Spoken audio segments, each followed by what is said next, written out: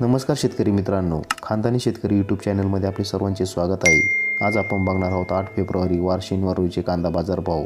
मित्रांनो, जर कोणी चॅनलवर नवीन असाल तर चॅनलला सबस्क्राईब करून घ्या। कोल्हापूर आवक 5150, किमान दर 1000, कमाल दर 3300, सर्वसाधारण दर 2200 रुपये क्विंटल।